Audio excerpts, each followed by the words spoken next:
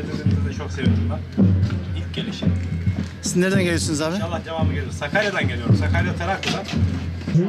Kolay körelmez. Teşekkür ederim. Kusura bakmayın.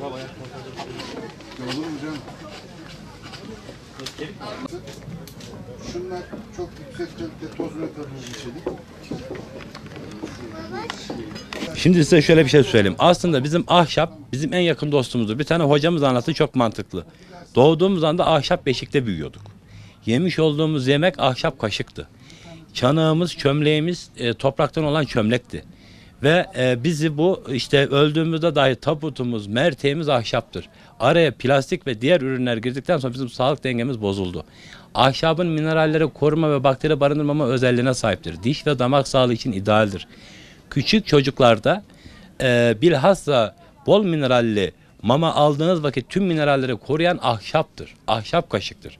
Ama bu şimşir ve gürgen olmalıdır. Yani ithal kaşık olmamalıdır. Devam ettirmeye çalışıyoruz ve bizim buradaki tek beklentimiz bizi sizlerle buluşturmaları. Yani bu etkinliklerin devam etmesi. İşte Ahlat olur veya farklı bir illerimiz olur. Bu da yani bu sanatları bize farklı yerlere götürmeleri gerekiyor. Çık dışında kendi çapımızda baston yaptığımız oluyor. Şekerlikleri kendimiz yapıyoruz. Havan yapıyoruz. Yani sanatkar öyle bir şeydir ki akşam yatarken aklına geldiği şey sabah icra eder. Yani bunda şey yoktur. Dar düşünmeyiz biz. Geniş düşünürüz. Bir şey gördüğümüz vakit mesela şu iskemle nasıl oluyor der gider buna uğraşırız yani. Gerçekten kültürel sanatlarımız yok olmaktadır. Bizim sanatımızın bir yerlere gelmesi için çok özür dilerim. Ben bunu hani şey yapmıyorum.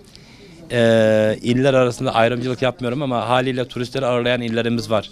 Oralarda bize müzeler ayrılmalı, belirli standartlar verilmeli ve ürünlerimizi orada sergileyip örnek veriyorum. Siz oraya gittiğiniz vakit diyeceksiniz ki işte bu benim falanca Kayserili çömlekçimin çömleğidir diye buradan çömleğini alacaksınız. Sakaryalı'nın kaşıkçısıdır diyerekten kaşığını alacaksınız.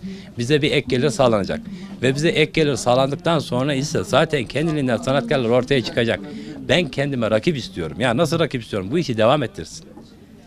Yani şu an Türkiye'de Kültür Turizm Bakanlığı'nda tek sanatkar ben varım. Aile olarak babam 1954'ten bugüne kadar yapıyor. Ben de 94'ten bugüne babamdan teslim aldım gidiyorum. Halen de babam sanatla ilgilenmektedir.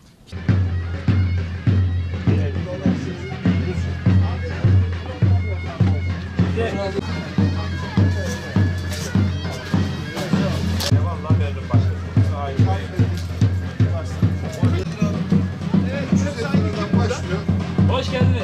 Gel kardeşim. İsmail. Aferin. Sen Sakarya Taraklı'dan mı? Evet efendim. Öyle mi? Evet. Şimşir mi onların kaşıklarınız? Şimşir kaşık. Osman Elin. Kaymakam Ege 2008'de. Diğer taraftan geliyor. Şurada yıl kültürel sarısı oluyor. Sansör diyorlar. Bilemedim. İcracısı olacak. Kazandırmak, vermek çok zahmetli. Hem zahmetli hem masraflı bir şey.